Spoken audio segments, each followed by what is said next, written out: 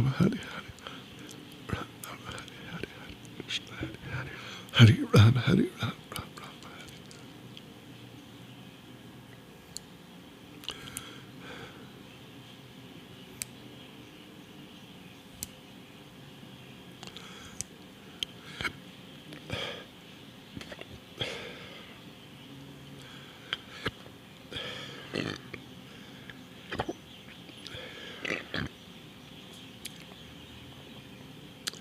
So Hare Krishna devotees, one and all, now it's questions and answers time, Sunday night.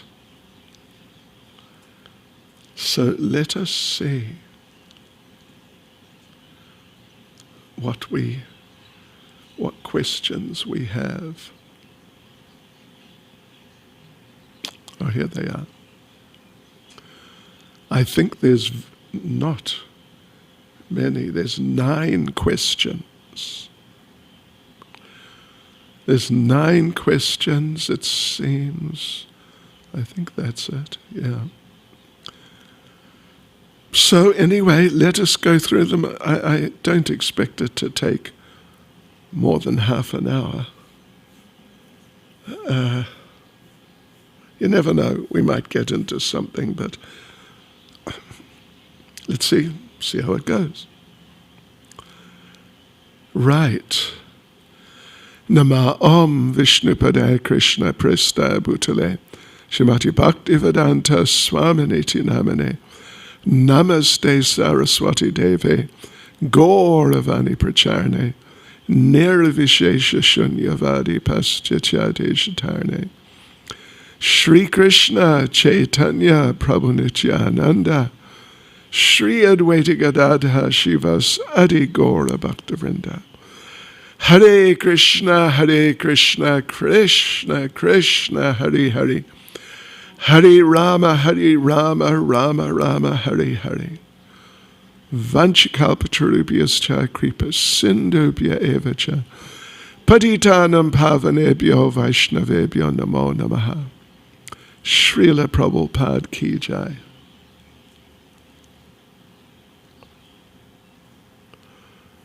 Right, okay.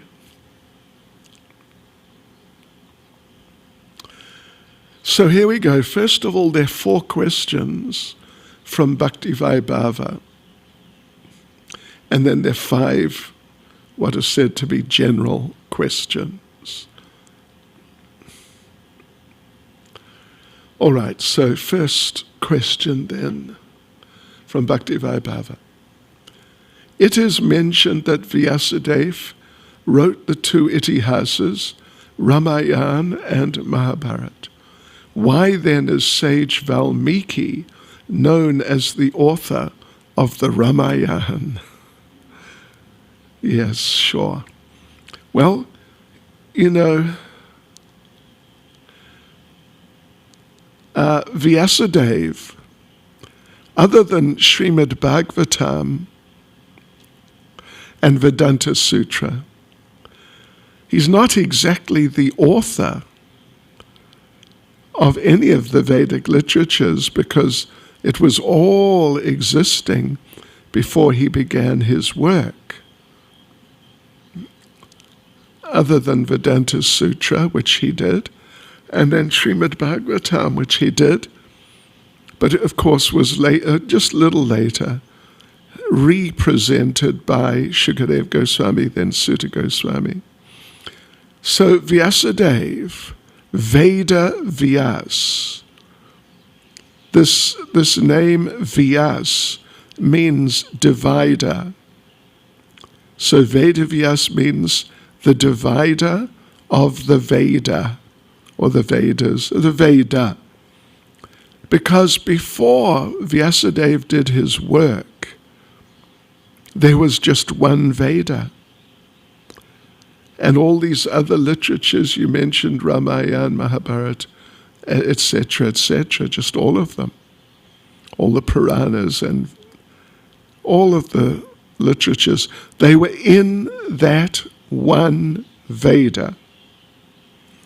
But what Vyasadeva did, he divided the Veda and extracted certain literatures which went together and separated them out from the others.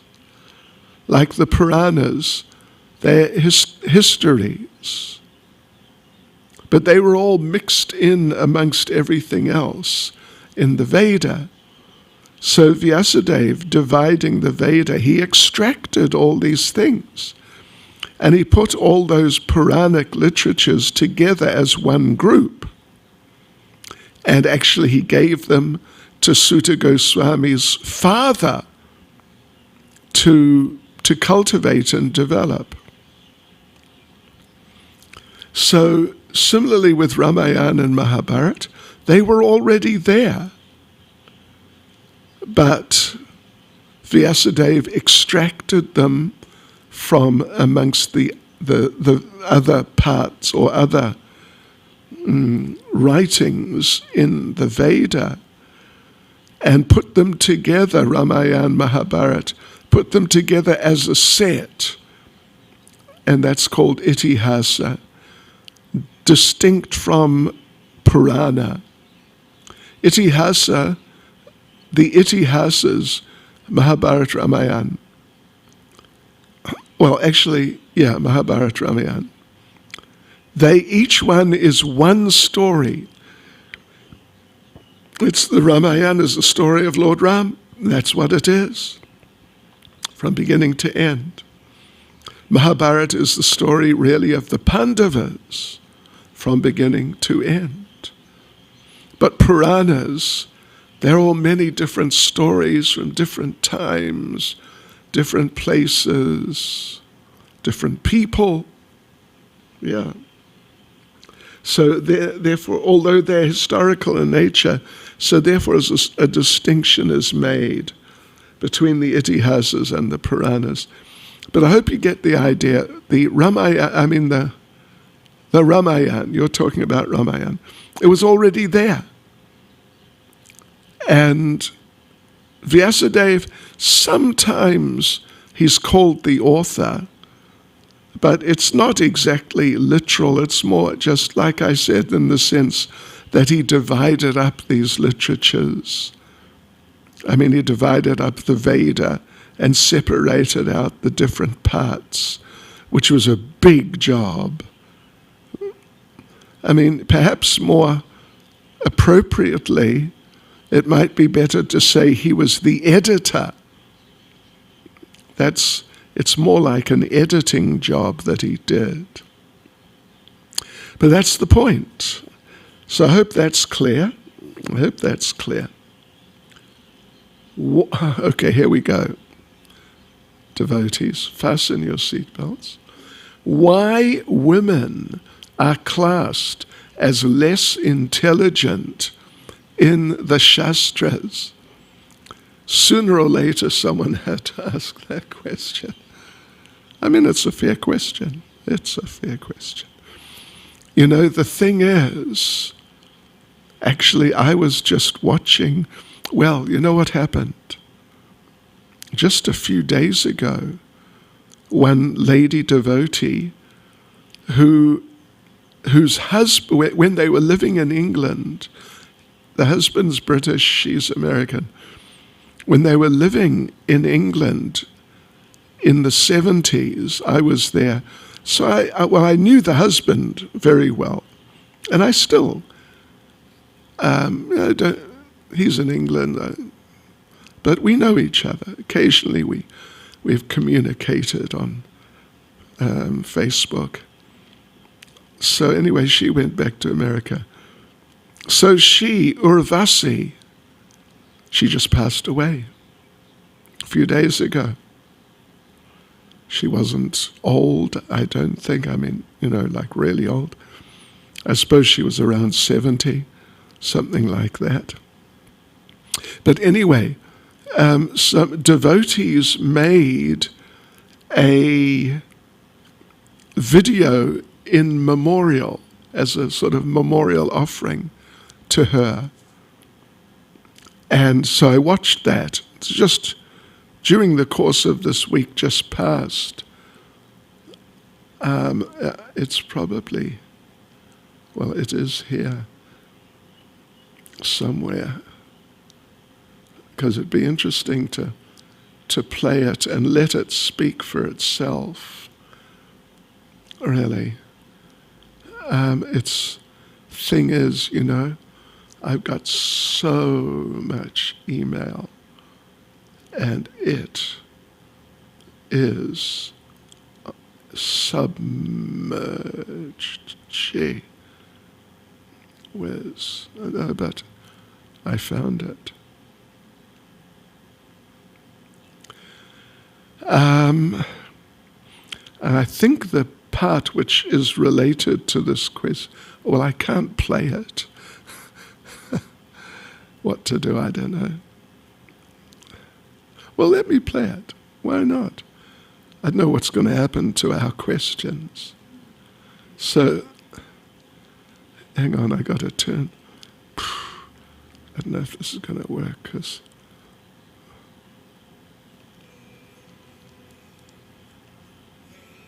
later on, I was in Chicago Temple, and Srila Prabhupada came to visit.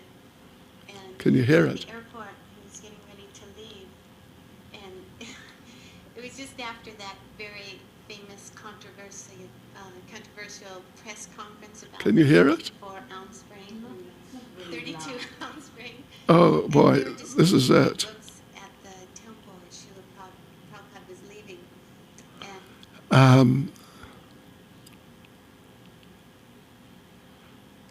What to do? I don't know, actually.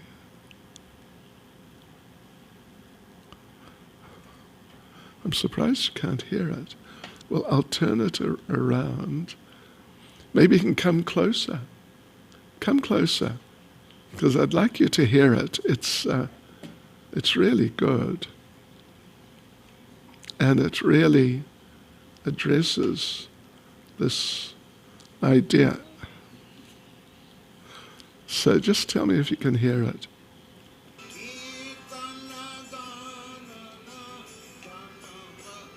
My sound is at full blast. later on, I was in Chicago Temple. Can you hear that? And Srila Prabhupada came to visit, and he was at the airport. He was getting ready to leave, and it was just after that very famous controversial press conference about the 64-ounce brain and 32-ounce brain, and we were distributing big books at the temple as Srila Prabhupada was leaving. And Prabhupada looked over and saw one of the Matajis distributing big books, and he smiled this huge grin and said to the devotee that was next to him, he says, "My female devotees, my women disciples, they have 64-ounce brain." Do you understand? I don't know if you've heard about the 64-ounce as opposed to 32-ounce, have you? Some even, I don't know who, but the idea arose. She's talking about how it arose in some interview with Prabhupada, that men have 64-ounce brains and women have 32-ounce brains. Anyway, so Prabhupada, he was leaving the temple in Chicago and going going somewhere else. And as he walked out, he saw a lady disciple distributing big books around the temple. And Prabhupada, she said, Prabhupada smiled, big smile, and said, "My lady disciples have 64-ounce brains." Yes. So, but anyway, my point here in principle is that Prabhupada really accepted his female disciples as equal to the male disciples. Yeah. And he really took them very seriously. So, I think, well, as I understand, put it that way, when the idea comes up of women not, it depends how you put it, but I would say some women, perhaps, not being as intelligent as some men. I think the idea in principle is that women, some or most or however many, but some, may not be very philosophically minded, but rather more just, the classic idea into the home situation, the children and the necessities of the home situation, rather than really sort of thinking about existential philosophical matters. But anyway, there's no doubt that any person who is a devotee is definitely more intelligent than any person who's not a devotee. There's simply no doubt about that. And I think that's hopefully very easy to understand. Because this is intelligence to distinguish between truth and fiction. And becoming a devotee, particularly like a committed, serious devotee, it's one thing someone who's sort of, flirting with it. But those who are committed and they really give themselves heart and soul, there's no doubt they're far more intelligent than the most intelligent materialist. And Prabhupada actually said that intelligence means, well, like I mentioned, to distinguish between truth and fiction in absolute terms, in terms of life, God, this world, who we are, what we are, these things. And all the, you could say intelligence, but, all the whatever you'd call it, brain power, which, the big mathematicians have, who can figure out things I can't figure out, or in like chemistry people, physics, and all these sciences. Prabhupada said it is material cleverness. It's different from intelligence. Intelligence is a different thing than material cleverness. What do you think of that, ladies? Does it sound interesting? Actually, I thought I was not intelligent because I didn't study materially. But in actual consciousness, I come further.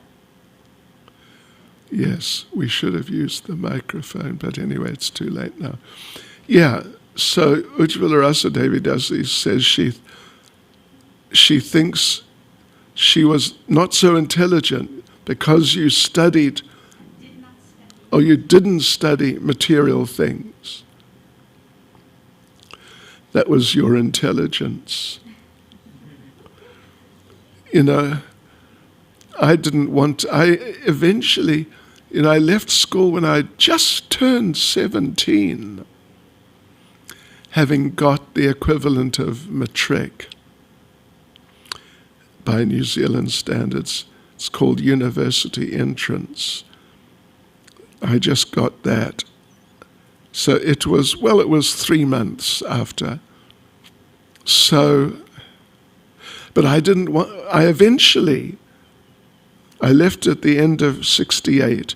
Eventually in 72, I went to university for a little while. Just because I wanted to learn the science, sort of the practice of philosophy how to evaluate and, like philosophical techniques. But I didn't want to study in university because I thought it was just a cheat. I hadn't heard the idea yet from Prabhupada that they're slaughterhouses. Yeah, which Prabhupada said. But I had that idea that it's a waste of time. Why do people do it? So on principle, I didn't do it. Right, we continue, devotees. In Srimad Bhagavatam, we read that Vyasadeva is Shaktyavesh avatar, but we also learnt in the class that he's Narayan. Can you please explain? It's just different opinions from different people. I mean, not just people, but different sages. You find that. Generally, we just stick with Srila Prabhupada and what he says, and that's the best thing to do, actually. But sometimes for further study, those who have, studied Prabhupada already extensively and numerous times been through all of his books, they may, in fact, Prabhupada said they should study some of the writings of the previous acharyas. So we read from Tattva Sandarbha during our Bhakti Vaibhava seminar, a week or two, maybe 2 weeks ago, that Parashara Muni, who was in the previous cycle of the 4 ages, Satyatreta, Dwapara, and Kali. In this cycle, the Vyas, the divider, the Veda Vyas is a title. It's not a name, exactly. Like president, prime minister. These are titles. So the Vyas now, not now, but, now, because he's still living up in the Himalayas. But the Vyas, his name is Krishna Dwaipayan. That's his actual name. Yeah, his name is not Vyas. It's his title. So Parashara Muni, who was the father of Krishna Dwaipayan, Parashara, in the previous cycle of the 4 ages, was the Vyas. Parashara was the Vyas. And so there's a quote, I think it was from Vishnu Purana, in which Parashara says that this Vyas is directly, he says the term he uses is Sakshad Narayan, directly Narayan. But, Prabhupada said that Vyas is Shaktyavesh, so, we go with Srila Prabhupada, but, these acharyas, they sometimes have different opinions on certain things. Yeah, they do. So yes, so this is along those lines. Of course, it's not impossible for him to be Narayan and Shaktyavesh, although Shaktyavesh generally means a jiva who's empowered with some particular power of the Lord. But sometimes it happens that a form of the Lord who's like a secondary form or a lesser form of the Lord gets especially empowered by Krishna. And so they become more powerful because they're partial forms of Krishna. to start off with. But then he gives them more power, then it's possible to call them Shaktivesh. Does that make sense? Does that make sense? Samajhte? Hanji. Does that make sense? Okay. Right, so that's that one. And number 4, Narada Muni was in the mode of goodness and not in pure goodness. Hence he or the Lord, or you left out the word Lord, but anyway, hence the Lord did not appear to him for the second time. What are the chances of devotees in Kali Yuga to go back to Godhead? Well, according to Srila Prabhupada, the chances of our devotees going back to Godhead in these days, this day and age, at this particular point in Kali Yuga, or not even at this particular point, but just those who follow ISKCON, Prabhupada and ISKCON, and in coming generations, those who will also follow Prabhupada within ISKCON. The chances of them going back to Godhead is the chances are excellent. They're excellent.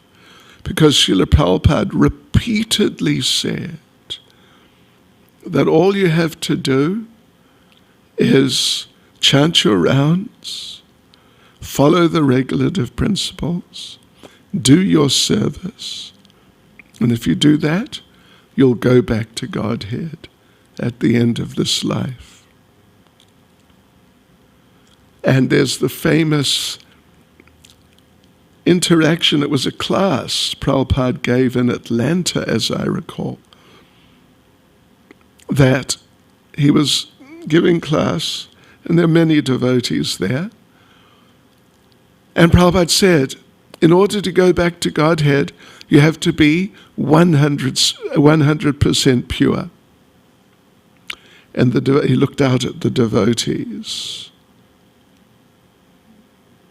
He looked out at them, and he saw they were like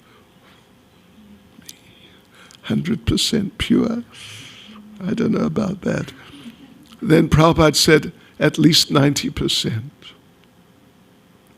But still the devotees were, I don't know. I really don't know if I can manage it. Then Prabhupada said, not less than 80%. So he came down. I forget how far he came down, but he came down a little further. Such and such percent pure. And in the end he said, I will take you back.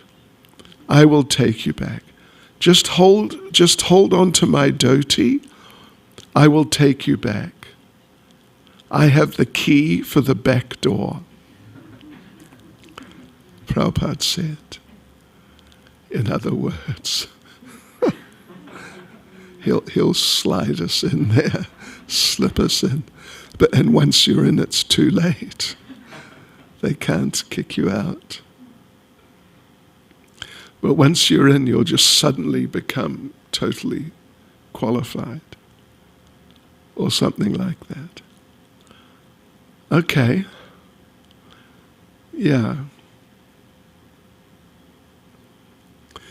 Okay, so we go on now to, there's 5 what are called general questions.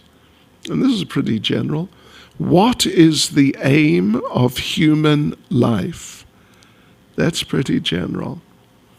Well, let us start by saying that the majority of people living on this planet nowadays think that the aim of human life is to, it's a combination of a number of things. 1, to get a good amount of money. 2, generally it would mean to get a nice family. And 3, Well, I mean, those are sort of the essence, you could say.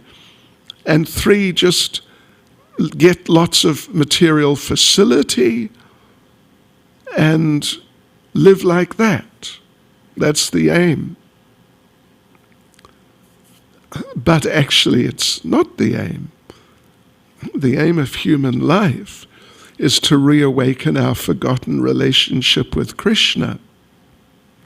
It's already there within our hearts, but it's become covered over because our attention has become absorbed in the material world around us. So we've just lost track of our real nature. So, and that is our real nature, to be eternal servants of Krishna and to live in the eternal kingdom of God with him as his servants. That's the aim of human life.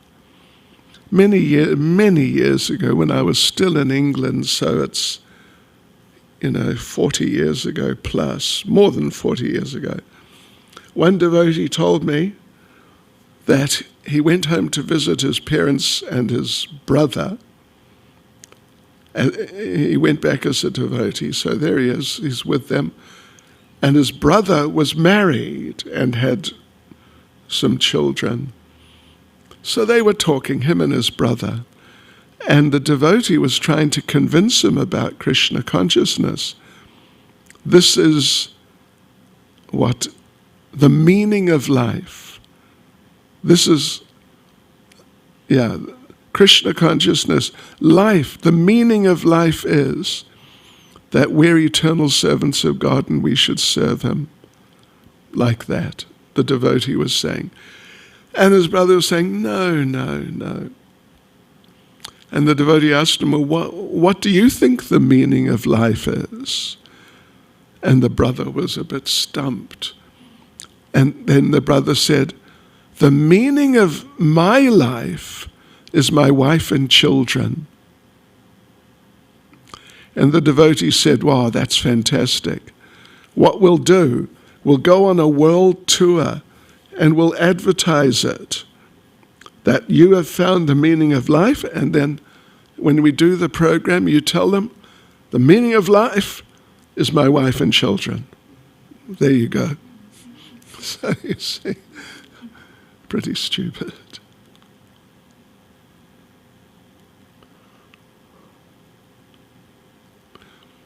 How can I take shelter of Srila Prabhupada? Well, the essence and really the most important part or parts are to follow his instructions and serve within ISKCON, which is part of his instructions. Yeah. So, because he's present in his instructions, and if we remember them, like intently, and really try and follow them intently, then we'll feel a strong connection with him. And we'll feel his shelter like a protection. So, yes, so in principle that's the answer. But to get into it in a little more detail, quite a number of devotees have written biographies of Srila Prabhupada. At least there's one which is an attempt at a whole life biography, the Lilamrita. And there are others which are biographical, but they're just focusing on particular periods or particular places. When Prabhupada would visit, he visited at this time, he did this. A year or so later, he came again, and he did that. So there are these different styles of biographical writing. And there's even one, Prabhupada in Australia and New Zealand. And I was interviewed by the author Kurmadas, the cook. And I told my story, how I saw Prabhupada at the university, April 1972. And it's in there. It's in that book. It's about a page, my experience there at the university with Prabhupada. So, yes, if we study these books, like there's this book, what is it now? I Will Build You a Temple, isn't that the name? Yeah, Giriraj Maharaj. I read the whole thing, last year. And it gives such insight into Prabhupada. It is just absolutely outstanding. And there are others. There's Hari Sori's Transcendental Diary. All these books, I don't know, something like 5 fairly big books. His experiences with Prabhupada. There's Prabhupada in Germany. There's Prabhupada in Malaysia. I mentioned Prabhupada in Australia and New Zealand. I don't know if they've done it, but if not, they were talking of doing Prabhupada in England. Maybe they've done it already. I don't know. So, yeah, all these books, they give us insights into Prabhupada. Prabhupada the person, as opposed to sort of the official Prabhupada or something like that. So how can I take shelter of Srila Prabhupada?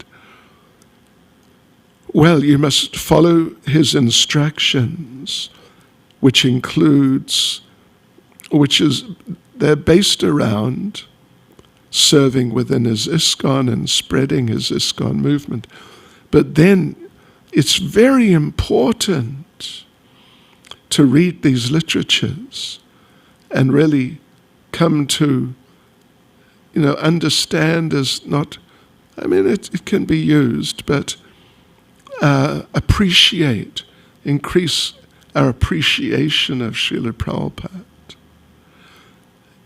Yeah, increase our understanding and our appreciation of Srila Prabhupada. And in this way, you'll feel the shelter of Prabhupada.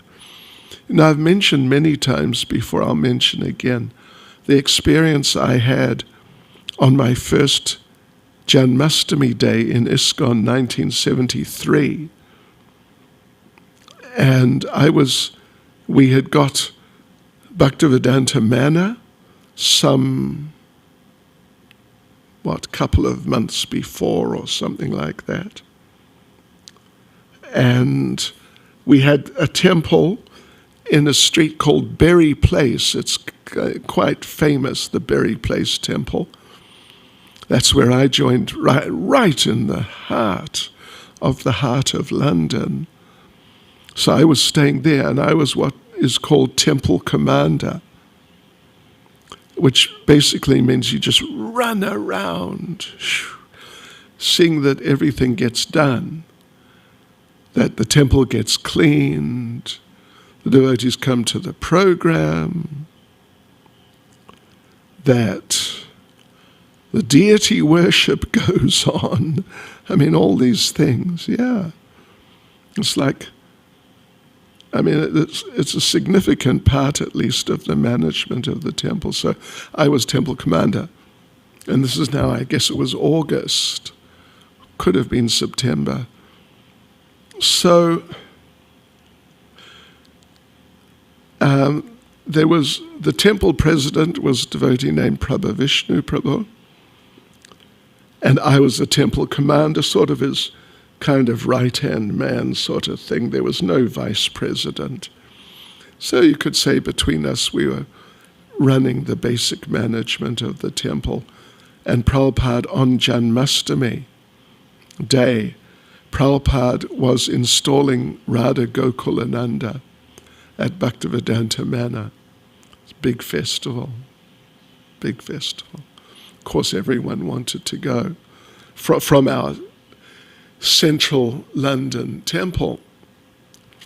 So the temple president, Prabhu Vishnu Prabhu, we had a little meeting, and he said, you know, one of the two of us will have to stay because it's Janmashtami. And you know, there was going to be a whole program in our temple too. A whole program, the whole thing, and many people would come. So devotees, take a guess which one of us had to stay back. You got it right. It was me if you didn't guess. So, you know, it's a little disappointing. I'm running around getting things organized. This is in the morning. Whoever went out kind of early morning. So, right, there I am, getting things done and organizing and arranging and feeling a little disappointed. But then I remembered I had read a few times that the relationship with the spiritual master is not, you could say, geographically limited, constrained, defined. And if you follow the instructions and if you serve the spiritual master, then you are with the spiritual master, spiritually.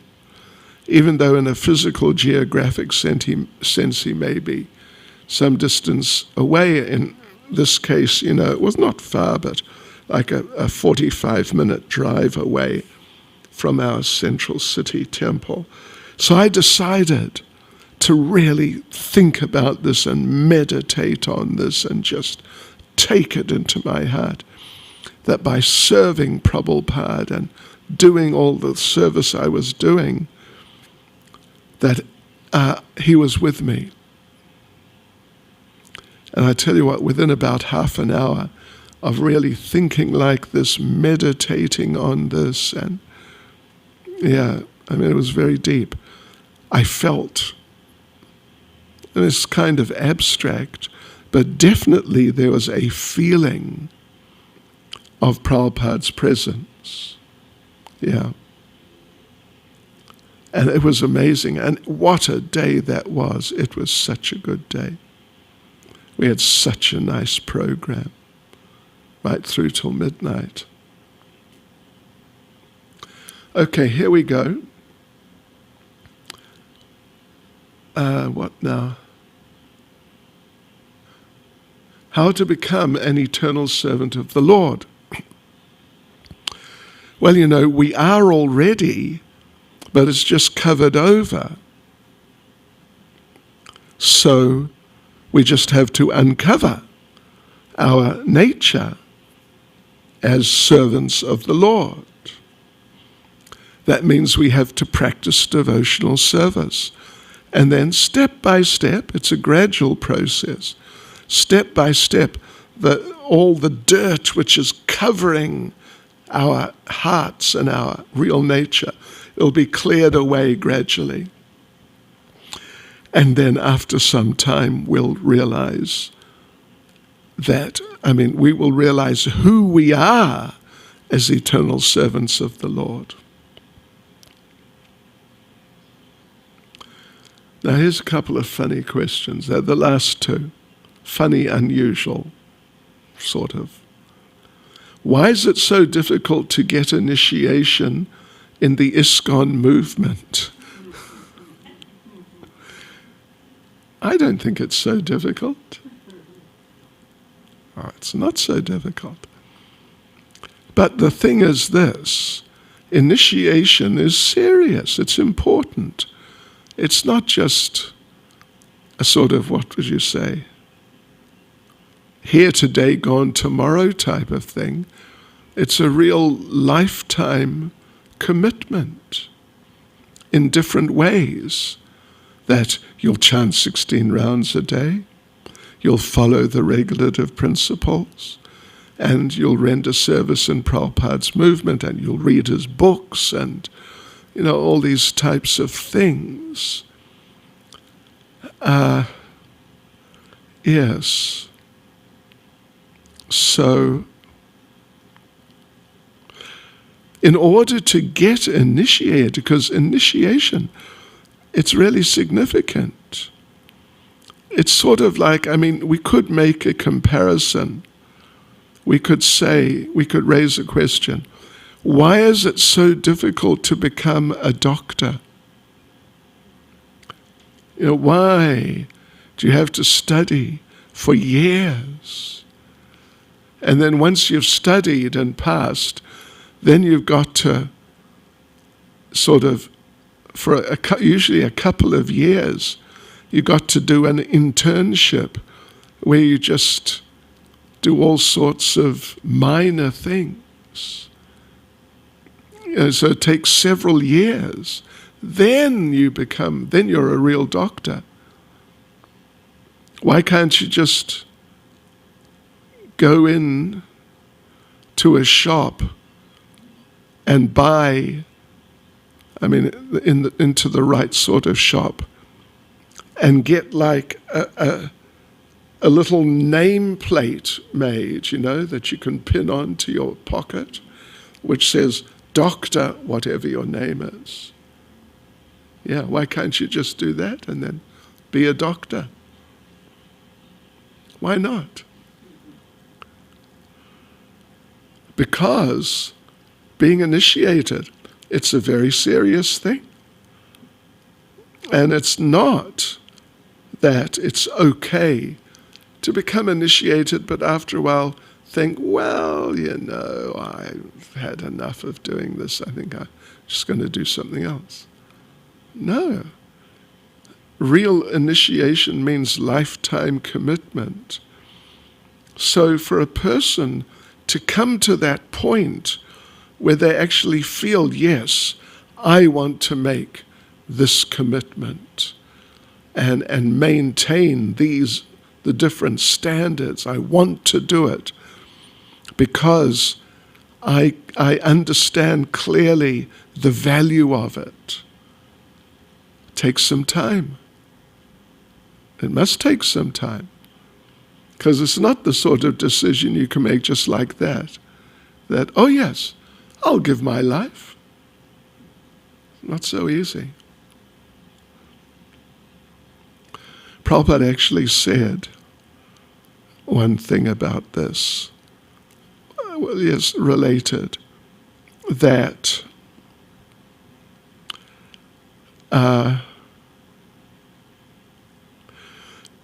why there may not be so many people who are devotees.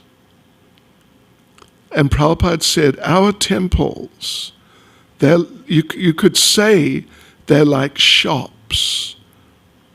And people walk in, and what we're selling, so to speak, not selling, but what we're distributing is the practice is sadhana bhakti, the practice of Krishna consciousness. And what you must do, you must give your whole life. And we will not pay you anything. We will not pay you anything, but you must give your life.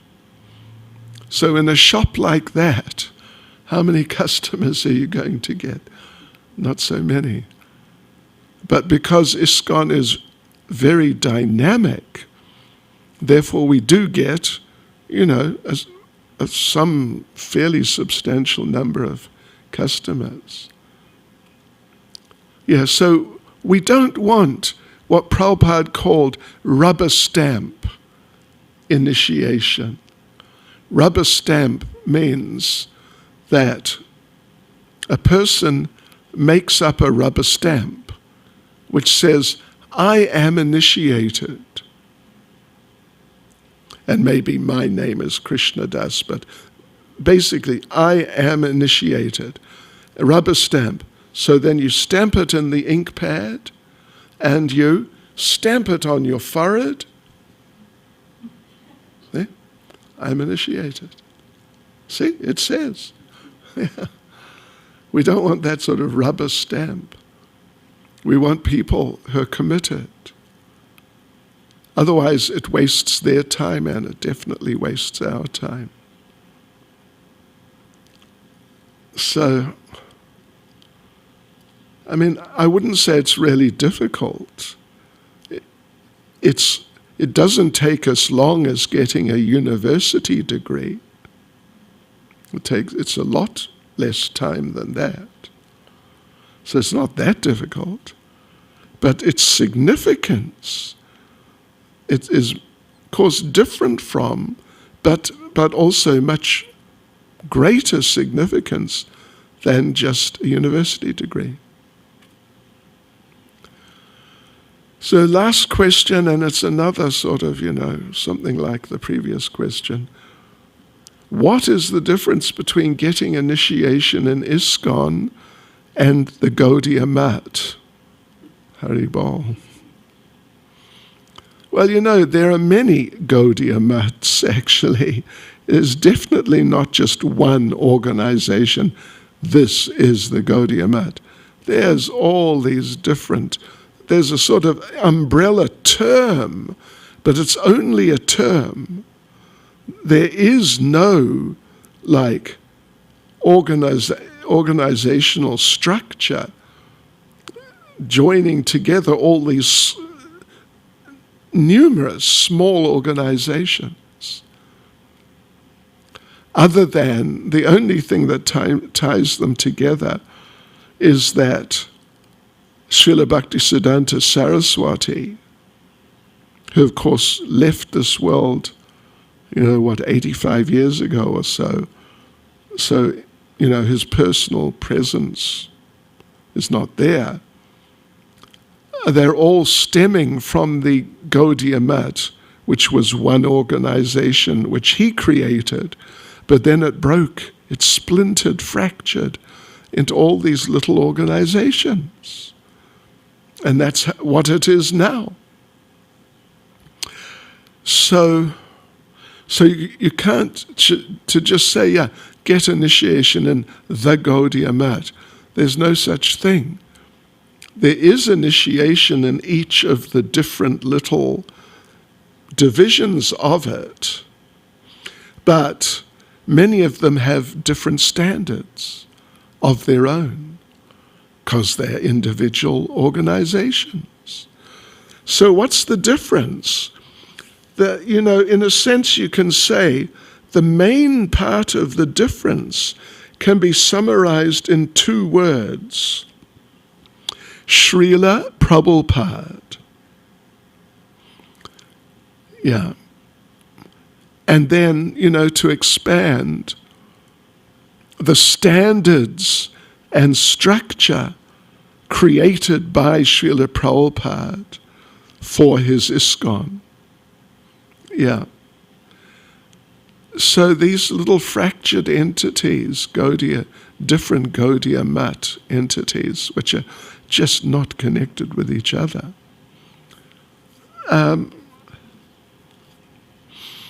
They don't have, there's Srila Bhaktisiddhanta, but they've deviated from him. They've really substantially deviated from him in that one of his main instructions was to work together. Don't create an acharya, a single leader. Just work together to preach. So they couldn't do it and didn't do it, and they really didn't. And that was years ago. By the time of the Second World War, he left January 1st, 1937. Say within 10 years, everything was broken. So they are not upholding Srila Bhaktisiddhanta's standards. They really are not. And even though it's a real struggle sometimes, but in ISKCON, the standards of Srila Prabhupada are very much maintained. Very much maintained. And, things in principle are going on as they were going on. The movement is being run as it was run by Srila Prabhupada. So, therefore, in ISKCON you've got a far more coherent spiritual organization with far more potency and vitality and unity. It's quite amazing. Yeah. So, when you get initiated in ISKCON, then, like we mentioned some minutes ago, it's serious, and it makes you serious. It's really nice. So there's inspiration to carry on, even though sometimes it's a little challenging. But it's really serious, and you get the real thing. Whereas in Gaudiya Math, it's really incoherent as an institution, and their standards are they're just not up to the standard.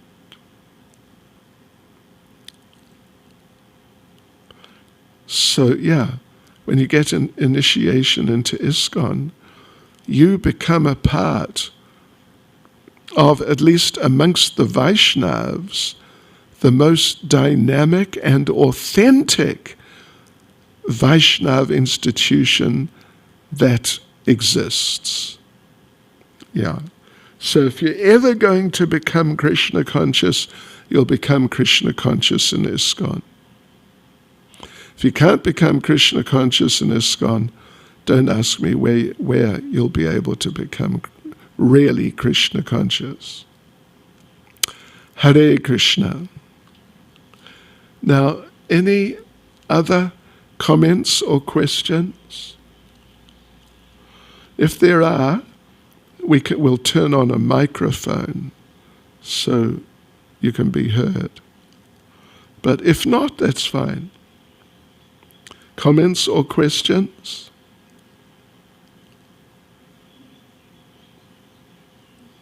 Okay. Srila Prabhupada ki jai.